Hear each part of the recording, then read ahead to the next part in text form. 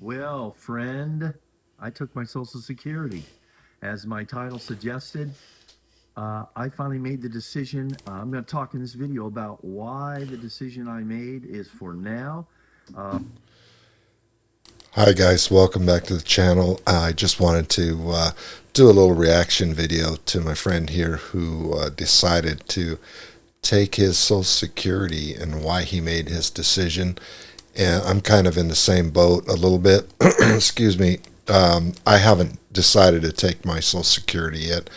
I am eligible, however, I'm just not sure. I had some life events happen that kind of knocked me out of the working place a little bit, and I'm trying to decide whether or not to go back to work or just get my Social Security going or what. And I like the videos on YouTube because they can kind of help you gain insight. So anyway, let's listen to what he has to say here.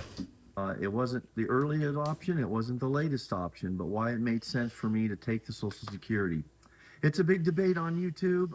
It's overwhelming to look at all the reasons and advisements of when, how, It why. really is. None of that really makes sense. It's really a pretty simple decision, at least it was for me. And I'll discuss that in this video. I'm glad it was straightforward for you. It's really not that straightforward for me. I'm kind of faced with a quandary, but I've been searching for advice and trying to figure things out. Money is always going to be, important, and there's not enough money in Social Security payments to really maintain your current lifestyle. So, where does that leave you? Not with a lot of options. So the money is supposed to be in my account in about a week and a half. Now, I applied at the end of last year because there is about a 3 month leeway that you can submit your application to taking it. And you want to do that if you are looking at doing this, or when you are looking to do this. You don't want to say, well, I want to take my Social Security this month. It doesn't work that way. It takes at least, I think, a month. And so back in November, That's interesting because if you need the income, don't put it off. But we never decide kind of until the last minute, I guess. It's kind of hard to foresee life's events, but yeah, it just doesn't make a lot of sense to wait for some of us, I guess. Let's hear what he has to say. I think it was last year, 2024, I submitted to take mine starting January 2025. And then there's a 30-day payout time period. In other words, my January payment gets paid in February. So he knew he was going to be taking it off, taking his Social Security, and rather, and he put in for it like 3 months ahead of time, which meant that he was expecting it in January, and he asked them to start it in January, but he had actually submitted, I believe he said, in November. So some of us have that luxury, others don't, but it's kind of well thought out, I think, on his part. So congratulations, man. So, about the third week, which is next week, I will be rolling in the dough. Now, as I mentioned, As the much as you decision can for for me Social was actually Security. pretty simple. 62, as I went over on a previous video, why it would have been a big mistake. It was a mistake if I had taken it at 62 in my case. And again, everyone's decision on regarding Social Security, it's there is no best decision. There's only the best decision for you and your. That's interesting because you can look up all of the advice in the world that you want, but when it comes down to it, it's really about what works for you.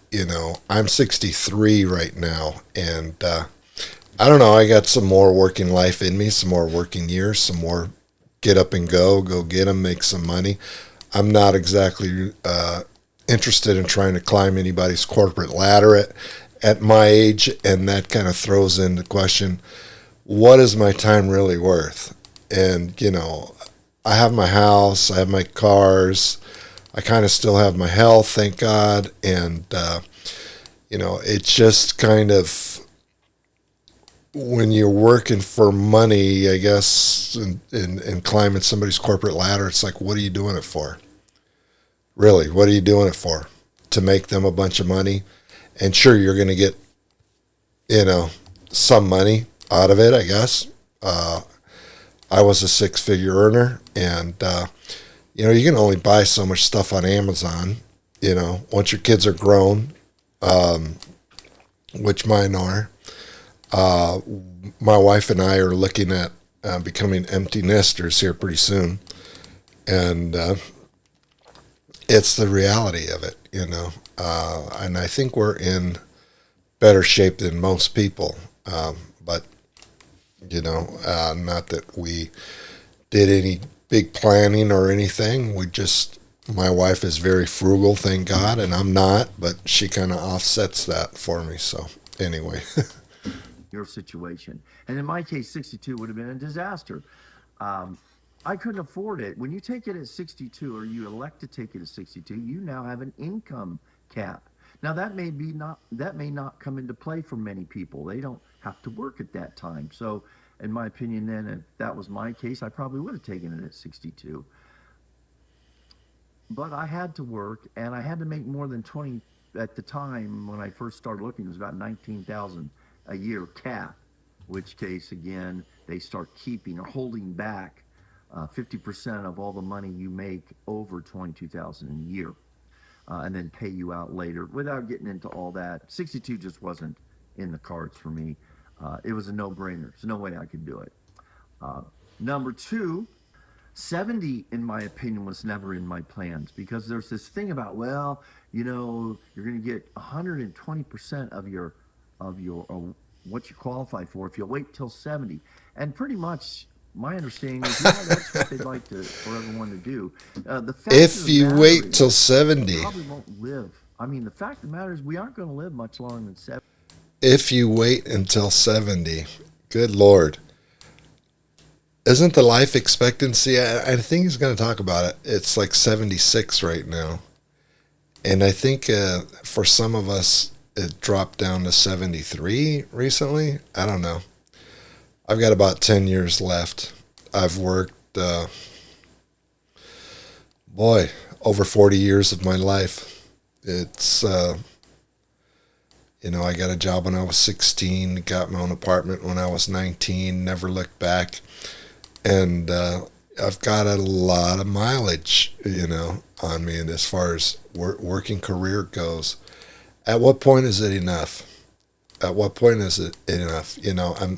I'm never going to have a yacht like Jeff Bezos, but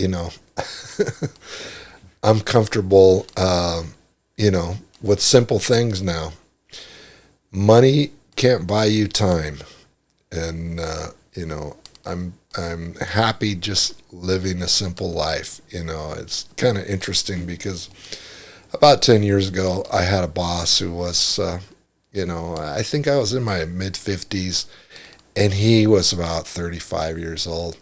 And he kind of made an ageist comment to me, kind of a joke. He said, "Oh, well, what would you be doing if you weren't working here feeding pigeons in the park?" And I was a little slighted by that remark. It was obviously an ageist kind of comment, and I just kind of shrugged it off.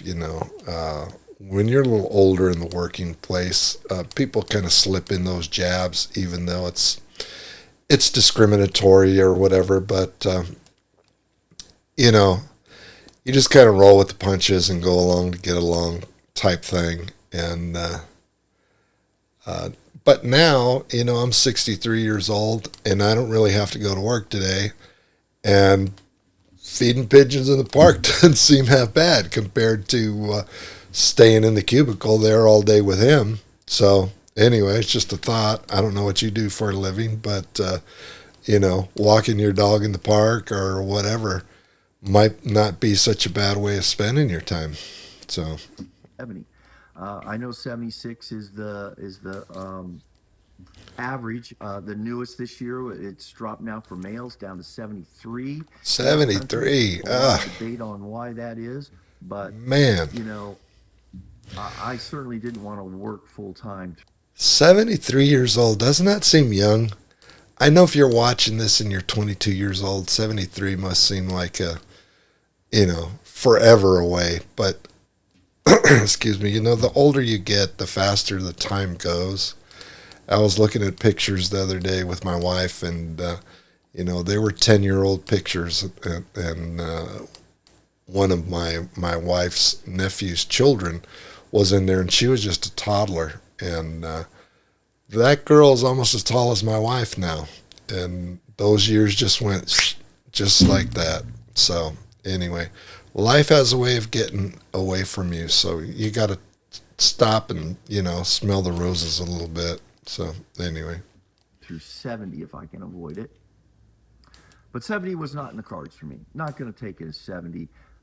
And then there's the newest report this past year or two that says that the age that the majority of people let's put it this way, the age is 66 years of age and 1 month. Most people, that's the average age most people will suffer their first serious health attack or Health issue. issue. 66 years and 1 month. That was about 5 months ago for me. Now, in my case, I suffered my first So serious you're on borrowed time is what health you're saying. issue that attacked me. It showed up at 60 years of age. There you go. So 6 years earlier. And that was that heart event, which I talked a little bit about in my first videos years ago. Um, I will talk more about that in the future, but the writing was on the wall for me. Health is an issue for a lot of us, and we need to take that into account. Once again, that being a very individualized decision. When time's up, and your health is only going to last so long. I watched my father pass away a couple years ago and deteriorate, and watch Father Time take its toll on him. And he died. He was almost, I think, almost 84 years old. And his brain just gave out, He was a slender guy. I wouldn't say he was fit, but he was, mobile. He was up and around or whatever. But once his mind started to slip, it became very difficult for my stepmom to take care of him, and she had to put him in a care facility, and I was visiting him there, and at one point when I was visiting, I'd bring him cookies and Gatorade or whatever, and we'd sit and have our little picnic out on the patio, and donuts or whatever. And I noticed when he was trying to consume these things and eat, it had become obvious to me that he had forgotten how to chew and masticate his food, and had trouble swallowing it down. And I remember thinking, wow, you might not want to bring him anything if you're going to come visit him anymore, because we could have like a whole choking episode right out here on the patio. And boy, it was really sad. It was really sad. But dying is part of living, and I guess this guy taking his Social Security now makes sense, because what he's got to do is get on with his life and get what's coming to him. So I kind of feel that way about my own situation, but I'm trying to move some things around to make the income work. But I think what this gentleman's doing here is something to celebrate. And I've watched his videos a little bit off and on. His channel is called What's Up Boomer, and he's got some insight into stuff. A lot of people think older people are fuddy-duddies, but I learned early on that a lot of people know some stuff. Some older people know some stuff, and you should probably listen up, because you will gain years of experience through them, and you'll be able to save yourself some pain. So anyway. And that comes into play whether how long you want to wait or maybe what you want to do with your life. Uh, the other thing about health that no one ever talks about, or they talk about it, but they do it in passing, is it can change like that overnight. Your health can go from excellent, or Boy, what isn't appears that to the be truth? excellent, to devastating. If not that, maybe it changes your, say, your life expectancy can change definitely overnight. And that, Yeah, I mean, you get to a certain age, you might not just, you might not wake up the next day. Um, it's just the way it is. You can die in your sleep. I mean, it happens. Um, I was watching the news today, and this record mogul, he was in charge of a record label called Murder Inc. and signed some pretty big artists, whatever, back in the day. 54 years old, he died. And, you know, sure, he had the money, he had the fame, he had whatever, but all that doesn't matter when you're sitting in that, when you're laying in that box, you know, and it's all over, you know, or when you're on your deathbed and you're just wishing you had more time. that's life expectancy. We don't have any idea. You can look at all of the reports, all of the numbers that say, well, if you live to be this age, you're likely to live to longer. So every year you live, uh, with the advent of better medicine, et cetera, you're going to live longer. So you're going to need that money. Let me say something about this real right now. It's very important with regard to the amount of Social Security you're getting. I think the elephant in the room is if you are needing Social Security to retire on, if you're counting on that money or expecting that money to be enough for you to live on, uh, that's scary. And that's, I think it was always meant to be a supplement to your retirement. See, I don't know if that's necessarily true. I think that the cost of living has just gotten so far out of control. Definitely not in line with what Social Security it will pay you. You know, I think at some point, at one point in time, rather, Social Security was enough to pay your bills, but you know that might have been back when the cost of a house here in Los Angeles was, you know, $27,000 or something. And times have changed so much, and it's all about money, money, money, money, money. So. You can't live on Social Security. I think the biggest amount of Social Security that people qualify for is around 3 grand, at least at this time, and then the least is in the hundreds of dollars a month. Even if you qualified for the maximum amount, which by the way apparently is determined on your three highest earning years or something like that, will determine the amount of Social Security you would receive every month. Even if you got 3,000, who can live well on 3,000 a month? I mean, you can live, but you're going to usually have to downsize. You're going to have to change. I think you can live on $3,000 a month. I mean, you're not living the life of Riley. I mean, I just paid off my vehicle. I'm paying off my credit cards. I've just about got that under control. And what I will tell you is, you know, you got to hone it down. You got to dial it back, and you know, again, how much crap do you need to buy on Amazon? How much stuff do you need? You know, how many new flat screen TVs do you really need? And, you know, what are you going to spend it on? And if you're retired, are you really putting that much mileage on your vehicle? And, you know, so a lot of things change, I think, and for the better in retirement. So, What you're used to living on at $3,000 a month. In my case, about half of that. So when you're looking at what it costs to live today, just in terms of housing, even if your house is paid for, you've got taxes to pay every year. So life is expensive, okay? And Social Security is really reality just made to help supplement your existence. So the age has Fortunately for me, again, I mean, I'm married and my wife is going to collect Social Security as well, so we'll have that dual income thing.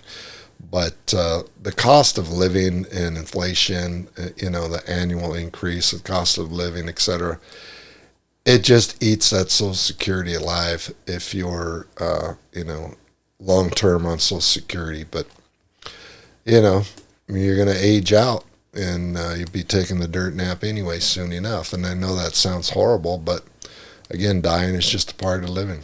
So, What's made sense to me is the qualifying year, or the year that I qualify for, quote, full benefit, is in my case 66 years and 7 months, I think it was. For most of you now out there, it is now 67 years of age, which is the full retirement year. hey, you can run that out and kind of game it out a little bit to make a little bit more money, whatever. But I haven't looked at mine. I'm not real sure, but I believe it's like, you wait another year, you're going to make another $20 a month, $40 a month. It's like, is that really going to make a big difference one way or the other? Is it really that much of a difference that you should stay in the working in the rat race? And I think it might be designed that way to keep you in the rat race. They don't want to give away a free lunch. Not that Social Security is a free lunch, because we've worked for that money all of our life. All of our working years, we've been socking away that money. I guess that was the way the program was set up originally. But now, the money that I put into it is going to pay somebody else's Social Security, because the way the system is set up, it's just not funded the way that it used to be, because of the population and the just the amount of baby boomers. I've heard it referred to as the silver tsunami. These Social Security payments are going to be coming due because there's a lot of us that are aging out of the workplace. The workforce is going to be shrinking. So, And that 66 years of age and 7 months, I think it was April of this year. When I looked at the calculation estimates, it made about a $20 difference a month between if I took it in January 2025 or April or May. I wasn't gonna. There was no reason to wait for an extra, literally $20 some a month. So that's there why you I go. decided I would take it the first of this year. Now, in that qualifying year, as it's called, It's kind of a slap in the face, too, isn't it? I mean, you're at the end of your run. You've worked 40 plus years, and you're just going to hold out another year. And great, here's another $160 a year for you. Whoopee! you still have an income cap of I think it's up near 58,000 or so dollars. So I'm under that. So I can take my full benefit as a qualifying benefit this year and continue to work. And then after that, the next year, there's no, as I understand it, income cap. Now, for all the people, but most of the people I know, we're going to have to continue to work even after receiving Social Security. That's a whole nother video or video series, and I really want to talk about that because Yeah, a lot of us will have to keep working after we start collecting Social Security. And sometimes it's just so that we can afford our medications. And, welcome to America. Why isn't why is it that way? It just seems like we've contributed so much to society all our lives, so we can get like a mediocre income on Social Security, and I don't know what, the early bird special at Denny's and a couple bucks off of the cost to go see a movie. Doesn't seem like a good trade to me. I don't know. there's a lot of feelings I have about that as to why it is I'm having to continue to work and will have to continue to work. there's a negative side of that, but there's a real positive side of that too, and that's what's going to be in a coming video. I'm Well, I mean, without getting into his video on that, what I would say is one of the positive sides is that you're going to stay active. You're going to be helpful. You're going to be out there. And, that's kind of my biggest thing because, like I said, I'm off work now and I'm kind of contemplating my next move, whether it's Social Security or to go back to work here. And, at some point, if you have enough to take care of yourself, and I'm not saying my wife and I are swimming in big bucks or whatever, but at some stage, it's like, it's only money. I mean, if you can keep a roof over your head and keep the lights on and have something to eat in the refrigerator and, I don't know. It's like, what's it worth? What am I chasing? It's I talking about it here on YouTube. It's kind of helping me to think it through. It just seems like a no-brainer to me. Why bother? Why bother? I see people working like at Walmart during the day when I go out, and they're older people. Most of what I see when I run my errands, they're people my age and older because they're the seniors in the community. And some of them are bagging, they're checking at Walmart, they're greeters, they're this, they're that. And I don't know if they're doing it because it's a necessity or they just want to stay out there and be busy, I don't know.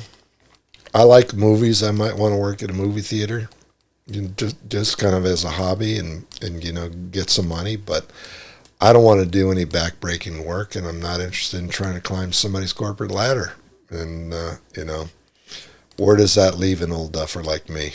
I don't know. counting the days down.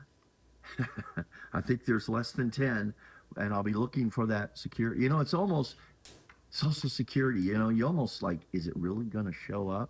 We'll find out in about 10 days. I want to go back to this fact that it's almost too I good know to a lot be of seniors true. that You're going to be retire getting with some obviously mailbox fixed- money. That's there's nothing in the world that beats mailbox money. In my first marriage, God love her, my ex-wife, she was on welfare for 8 years and as a single mom. And I'm not bagging on her because I have nothing but respect for single moms. My mother was a single mom for a few years with 4 kids, and but she worked for the money. We were on welfare maybe for, I want to say, 4 to 6 months when I was a kid, but it's there because people need it. But again, that's it's not meant to be abused. But she was collecting that mailbox money, baby. So anyway, that's probably another video. income, that's all they have is Social Security. It's kind of tough right now, and their biggest complaint is, well, I can't. They see it as a how would I put it? They feel like they should get enough to live on, and that's the sad thing is Social Security. I've always Absolutely felt like I don't think my Social Security I'm not counting on. I was never counting on Social Security to pay. Well, that's kind of the rub, right? They don't want you to count on your Social Security. And what does that mean? That means that they don't want to pay you. We're trained to think almost that we don't deserve this, mailbox money or this income or whatever. I'm not buying that. After 40 years of service in the workplace, 40 plus years at this point, and not sure if I'm done yet. And, I think that we deserve, at least enough money to live on, and that should be recognized. So who's going to pay for that? Well, I mean, I think I've paid for that. So, there's a thousand different ways to take that question, I suppose, but I just don't think it's fair. That's all. My lifestyle. It was a supplement, and that's all it was ever meant to be, really. Now, what happens is through your own bad decisions or through no fault of your own, you end up at retirement age, and you don't have the big bucks. That's right, man. You could be invested in the stock market or whatever in your 401k, fully vested at work, or, you know, and all of a sudden there's a market crash and you're, scheduled to retire, or you did retire and you leave with your gold watch, and the next day the market crashes. It's sad. I seen it happen firsthand to my mother's sister, and I think she had like $250,000 or close to 300,000 or whatever, and she was heavily invested in the stock market, in the tech sector, in the Nasdaq, and if you're an older guy like me, you can remember the dot-com bubble bust, and I think I don't remember how many companies went bust, but she lost a lot of money. She lost a lot. I think she drew down all the way to like $30,000-$40,000 right at the time she was going to retire. And she kept thinking that it was going to come back. It was going to come back. And it just never did. I mean, so many of these dot-com companies back then, they were just, anything with a dot-com name behind the company, pets.com or whatever. It was, a darling of the NASDAQ, and people would invest money in it. And when it came out that those companies weren't really making any money and people got wise and said, what the hell are we investing in here? It all went bust and everything came tumbling down, including her income. And it was really quite sad to watch it. It was really quite sad to watch it. She went from a very generous person to kind of living close to the vest, and now she lives with my cousin. Now she doesn't even have her own place anymore. Of course, she's in her older years, but the highs and lows of this stuff, you're really subject to that when you're invested in the stock market. So this whole notion that somehow you're investing in your, the Social Security should be a supplemental income. Supplemental to what? When the market takes a dive, Social Security becomes the main source of income. And markets go through boom and bust cycles. And we're probably headed for another one here soon. So, to kind of put that out on the working class and say, well, you're responsible for your own retirement. Social Security is just a little added bonus that we throw in, is really a misnomer. I think it's not it's not all what it's stacked up to be. Let's put it that way. And it's frustrating that you end up in the retirement age without the investment. And so, like, I have this saying that, retirement really is, in my mind, at least for me, is making the best of the way these things have turned out. That retirement is now... That's it, making the best out of it. What kind of life can I lead? A quality life, an exciting life, an enjoyable life, a valuable life with what I have. And that's what I hope is going forward I'm going to talk more about as well. All right, well, we're going to leave it there. If you made this far through the video, I really appreciate you watching it. And do me a favor, just give me a like and a subscribe. I'm trying to get this YouTube thing going. I think I'm about at 150 subscribers. I could sure use the help. Obviously, I'm kind of new at this, and I'm trying to nurse this thing along. So anyway, hopefully I'll see you on another video. Thanks so much.